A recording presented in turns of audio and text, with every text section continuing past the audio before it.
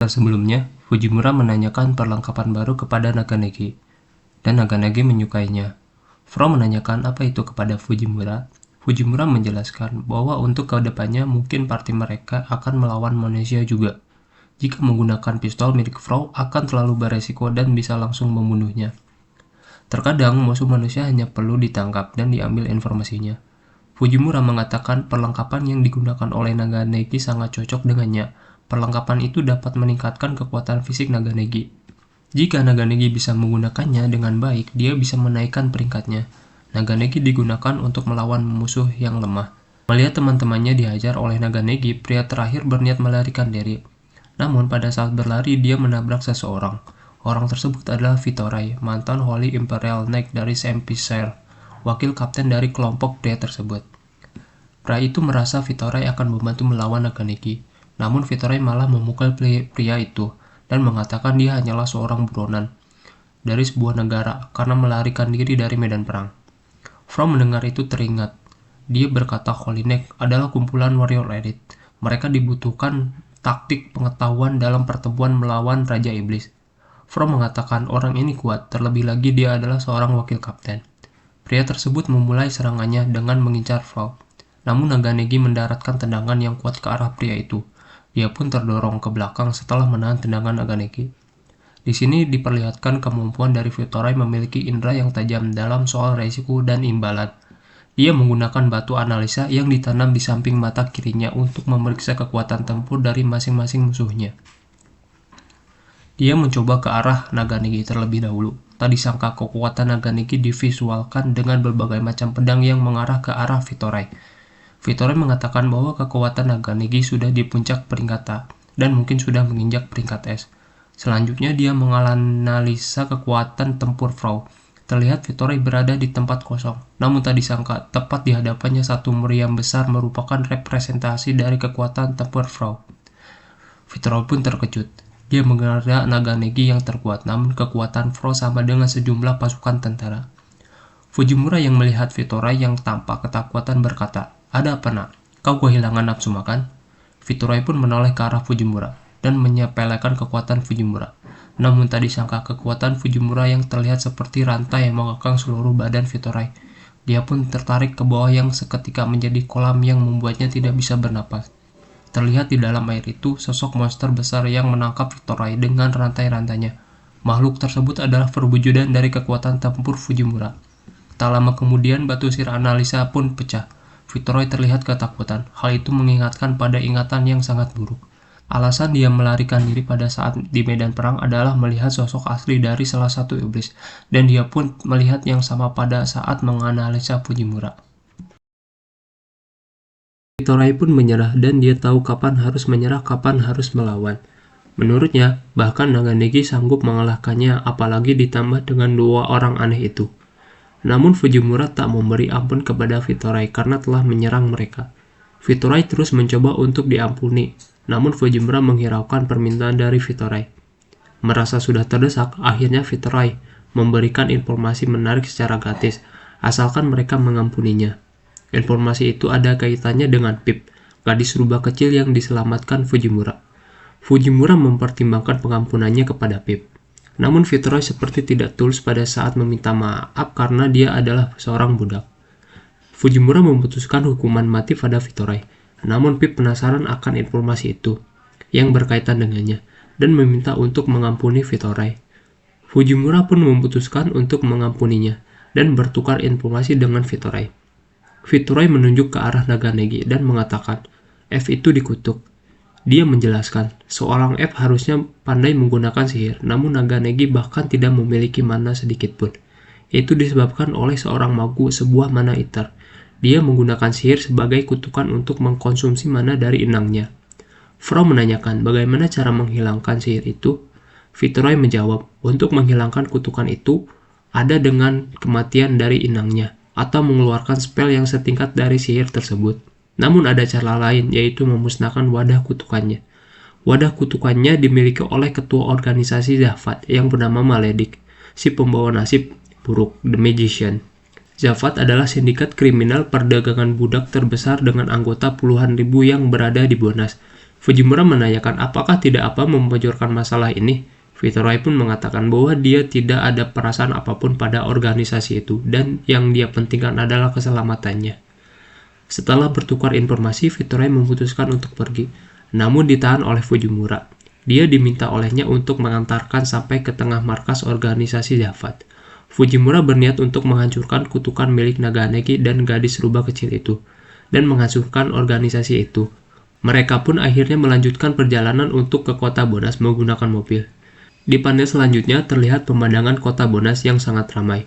Kelompok Fujimura telah sampai di Bonas. Di tengah perjalanan terlihat 3 pria menghadang jalan Fujimura dan yang lainnya.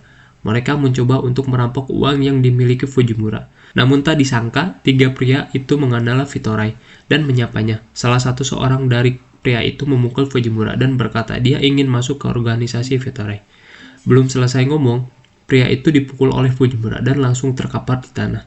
Teman pria itu terkejut. Fujimura pun mengatakan bahwa organisasi itu tidak lebih dari setumpuk sampah. Di chapter ini kita dibawa ke masa lalu Fujimura, ketika ada seorang ibu tua yang bercerita kepada Fujimura. Anaknya hilang diculik 50 tahun lalu.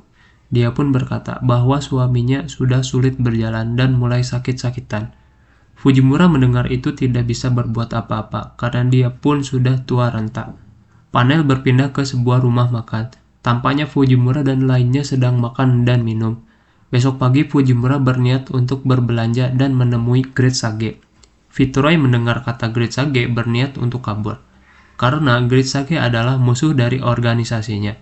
Namun sebelum itu Fujimura mengajak Vittorai untuk mengunjungi tempat lain, meninggalkan Naganegi dan Frau. Di tengah perjalanan, Vittorai menanyakan kemana mereka akan pergi. Apakah akan pergi ke tempat kerja kakak perempuan Vittorai? Vittorai dibuat terkaget dengan keputusan Fujimura, karena dia memutuskan untuk pergi ke markas organisasi Jaffa. Vittorai memarahi Fujimura karena dia ingin pergi masuk sendirian. Namun, memang itu rencana Fujimura dari awal mula, karena dia tidak ingin melibatkan yang lainnya dalam keadaan bahaya. Mendengar perkataan itu, Vittorai sangat shock dan menyebut Fujimura sudah tidak waras. Dia pun langsung pergi meninggalkan Fujimura. Namun, Fujimura sudah berteleportasi ke hadapan Vittorai dengan kekuatan batu teleportasi miliknya. Fujimura pun meminta bantuan Vittorai untuk mengantarkan ke dalam markas Jaffa. Vittorai terkejut dan tidak percaya ada orang yang bisa berteleportasi. Dia pikir teleportasi itu hanya ada dalam dongeng semata.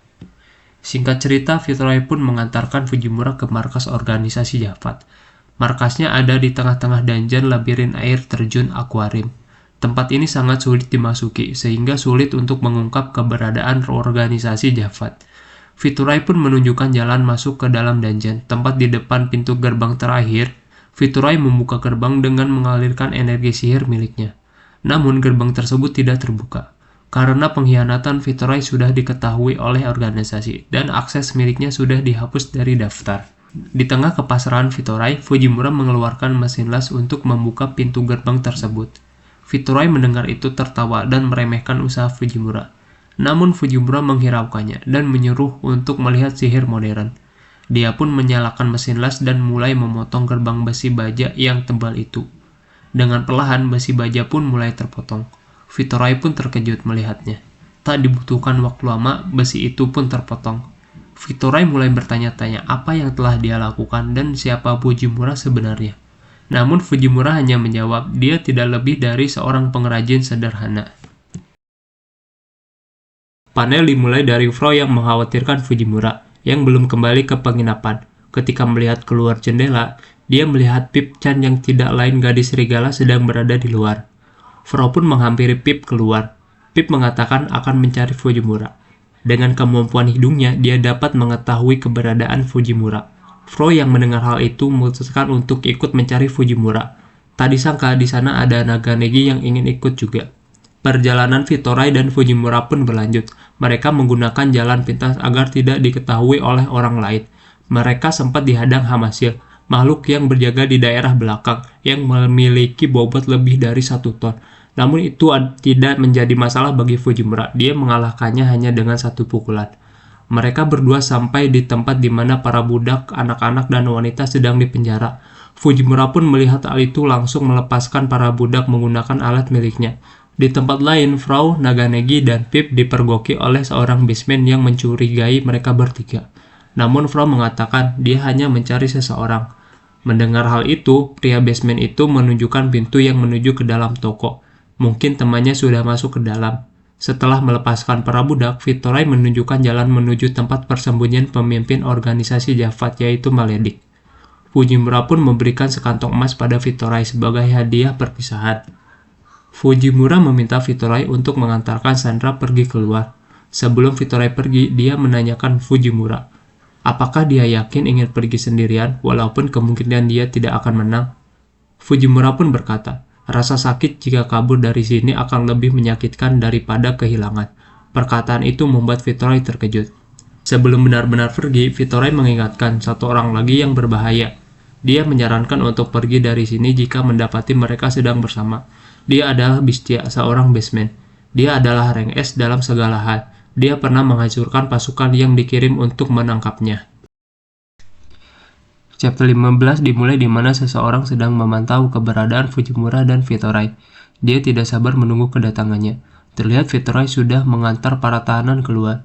Dia pun bermaksud kembali ke dalam markas untuk melihat apa yang sedang terjadi di dalam. Sampailah Fujimura di sebuah pintu besar dengan motif tengkorak di tengahnya. Tak lama kemudian pintu pun terbuka. Terlihat seseorang yang sedang duduk dengan tengkorak besar di belakangnya. Dia memperkenalkan diri sebagai Maledik. Dia sedikit meremehkan Fujimura, karena Fujimura adalah seorang anak kecil. Namun dia sangat penasaran dengan yang dilakukan dari memotong besi sampai dengan berteleportasi. Fujimura heran mengapa Maledik mengetahui hal itu. Maledik mengetahuinya dari batu sihir yang dia pasang untuk mematahi dirinya. Dia pun mematahi Frau dan yang lainnya. Maledik berkata bahwa F. Magu yang dulu kabur kini kembali lagi. F. Magu yang tidak lain adalah Eltiko atau sering disebut Fujimura dengan Naganegi. Sementara itu, Frau dan yang lainnya diantarkan ke dalam suatu ruangan, dingin dan sangat gelap. Sangat mengejutkan, terlihat banyak sekali tengkorak berserakan dan beberapa alat penyiksaan. Ternyata Bismin tersebut adalah Bistian, seorang yang dikatakan oleh Vittoria kepada Fujimura. Bistian memperlihatkan tengkorak seseorang. Dia adalah seorang yang telah membantu Pip untuk kabur. Hal itu membuat Pip langsung menangis. Namun Bistian langsung diserang oleh Naganegi dengan tendangan yang sangat keras. Namun tendangan itu ditahan dan Naganegi langsung dihempaskan oleh Bistian. Melalui batu sihir milik Maledik, dia dapat melihat keadaan Bistian dan Naganegi yang mulai bertarung. Fujimura menyinggung kekuatan dari Naganegi sebelum terkena sihir kutukan. Maledik sadar bahwa Fujimura telah mulai mengetahui rencananya. Maledik bermaksud untuk menciptakan pasukan F. Namun pada saat Naganegi terlahir, Maledik sadar bahwa Naganegi akan menjadi duri. Maka dari itu dia menerapkan kutukan kepada Naganegi.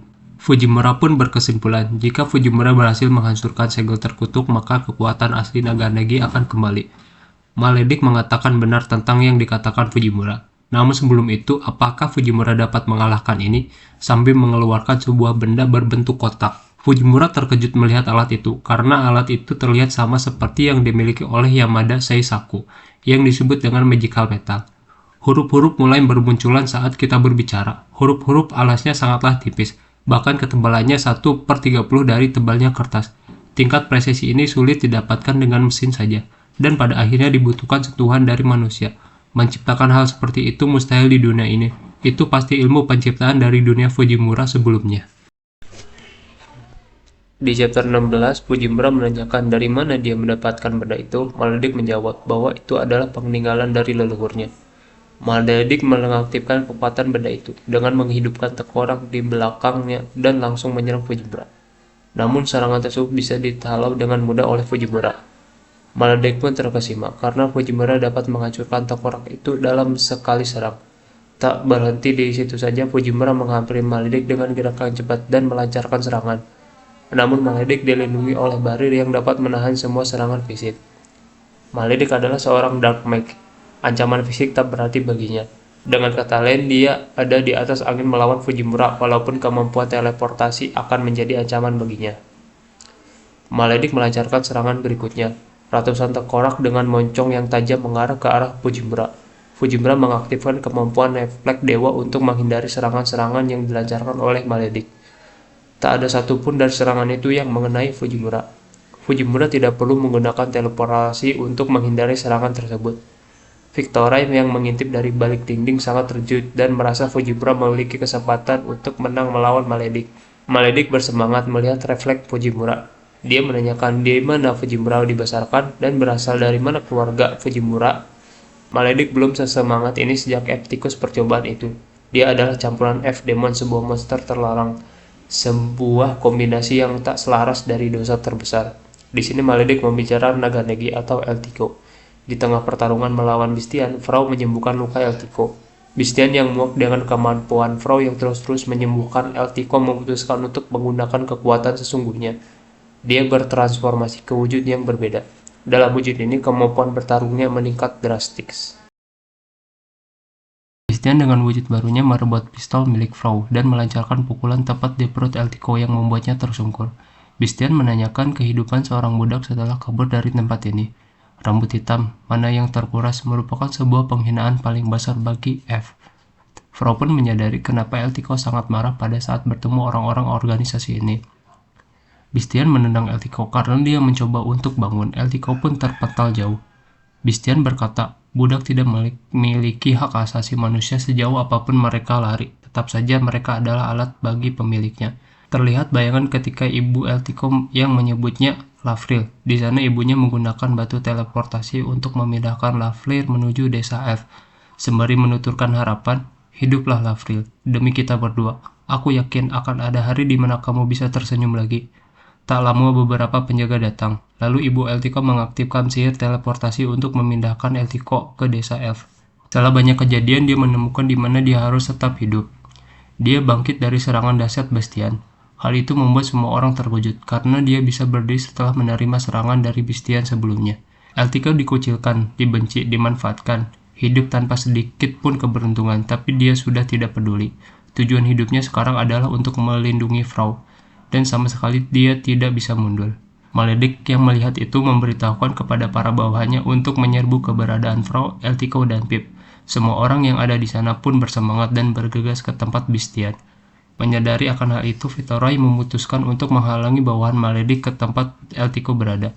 Orang-orang di sana mengatakan bahwa Victorai adalah seorang musang pengkhianat, dan tidak mungkin juga dia menghentikan mereka karena Victorai adalah seorang pengecut. Namun Victorai-san mengatakan mantan karyawan lemah sepertinya datang untuk menghentikan para bawahan Maledik. Victorai pun merasa kaget karena dia tidak kabur, malah berbalik untuk menghentikan para bawahannya Maledik. Panel berikutnya menceritakan masa kecil dari Victorai, di mana di negara kecil sebelah timur Kuloe. Victorai dilahirkan sebagai anak sulung dari bangsawan di sana. Terlihat seorang kesatria yang menderek monster yang telah ia kalahkan. Dia adalah komandan kesatria Stroll pelindung Kuloe.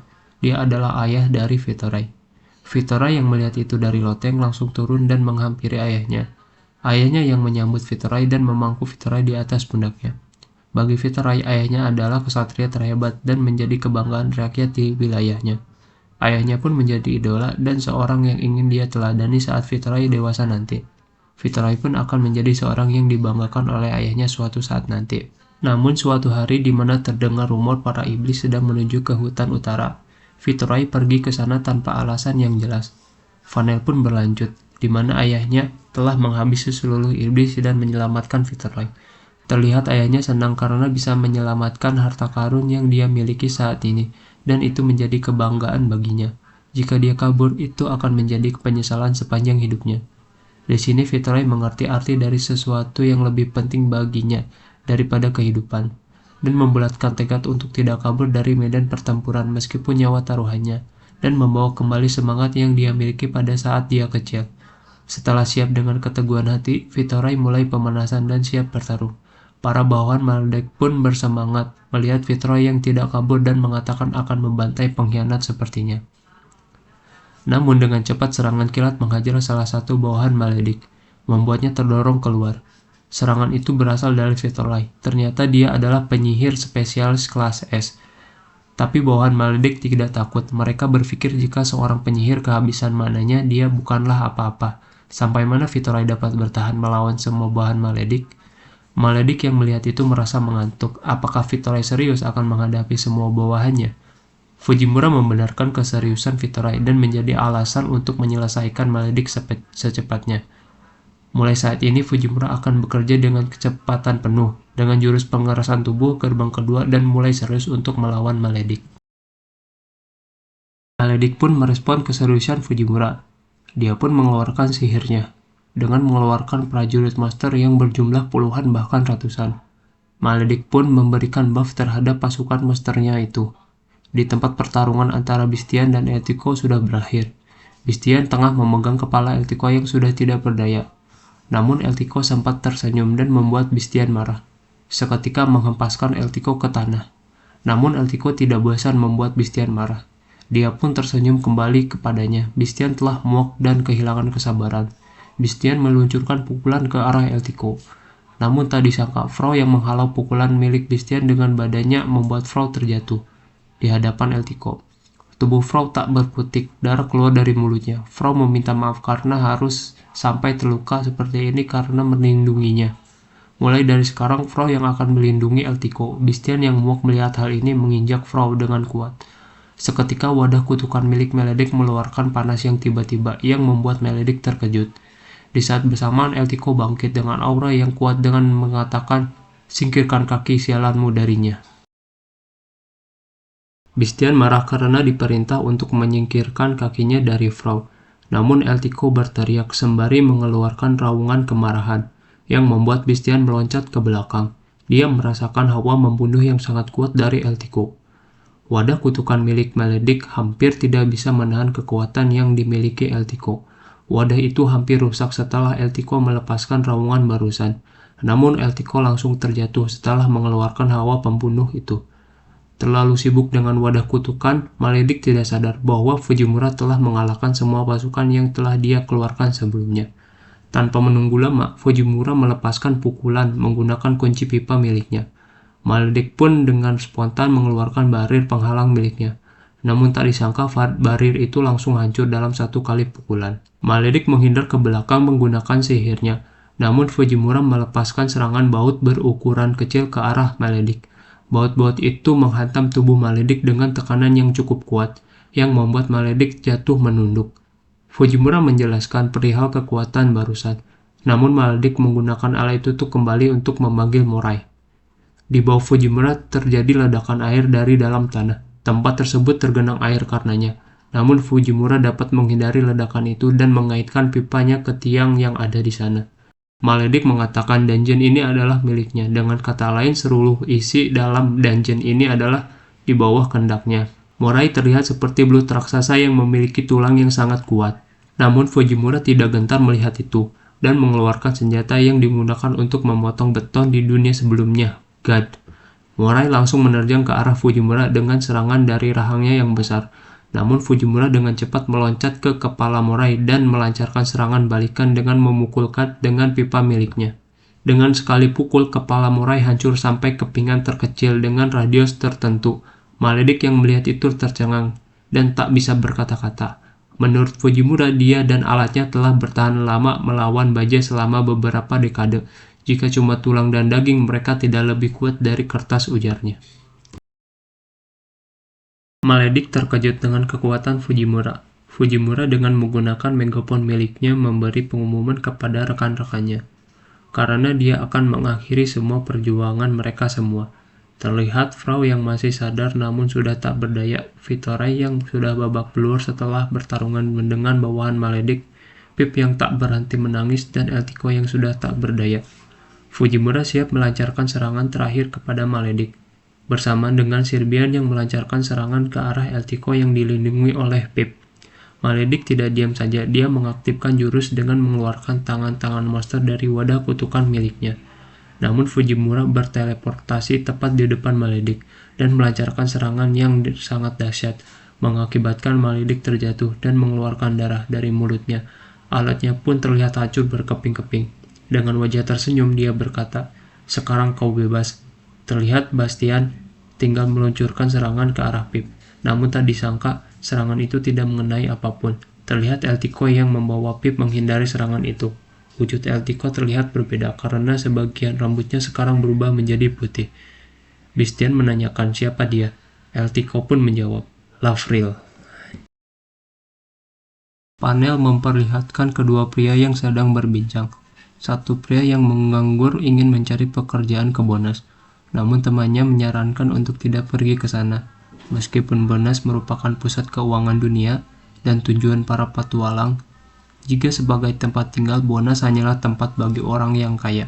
Untuk orang-orang yang sial akan berakhir dengan kematian ataupun menjadi budak. Pria itu pun menjelaskan organisasi kriminal Jafat. Organisasi tersebut juga telah merengkuh kekuatan bangsawan dan para menteri. Tidak ada yang berani menindak mereka karena mereka menyalurkan dukungan keuangan di garis depan. Bahkan Grit Sage yang merupakan soluan pun kalah di tangan mereka. Anak-anak diculik dipaksa menggali terowongan di markas mereka. Mendengar penjelasan temannya, dia pun mengurungkan keinginannya untuk pergi ke Bonas. Panel berpindah. Sekarang Bastian sedang menghadapi Per yang bernama Lavril. Yang lain yang tidak bukan adalah Eltico. Bastian mengira Eltico akan berubah menjadi monster yang menakutkan. Nyatanya hanya warna rambutnya saja yang berubah, karena dia dengar Eltico memiliki julukan senjata terkuat. Bastian mengubah otot-ototnya sehingga memperbesar ukuran tubuhnya. Namun Lavril terbang dan mengeluarkan kekuatan angin hitam yang mengelilingi tubuh Bastian. Bastian seolah terpenjara karenanya. Dia pun mencoba untuk memukul putaran angin tersebut. Namun tak disangka, tangannya terlihat terluka dan bengkok karena berbenturan dengan pusaran angin milik Lavril. Bastian berteriak kesakitan. Namun Lavril sudah muncul di atas pusaran angin itu dan mempersiapkan serangannya. Dari ujung kakinya terbentuk seperti pisau tajam dari angin hitam miliknya. Lavril berniat membalaskan tendangan yang dilancarkan Bastian ke arah Frau sebelumnya. Dengan kecepatan penuh, Lavril menendang Bastian yang tampak ketakutan dan tidak bisa menghindar dari serangan itu. Tendangan dahsyat tersebut membuat tulang-tulang Bastian hancur. Darah keluar dari mulutnya. Dia sudah kalah dan tidak berkutik di hadapan Lavril. Fujimura pun mengabarkan kepada seluruh bawahan Jafrat bahwa pemimpin mereka telah kalah bersamaan dengan Bastian. Frau, Vittorai, dan Pip tampak senang mendengar kabar dari Fujimura itu.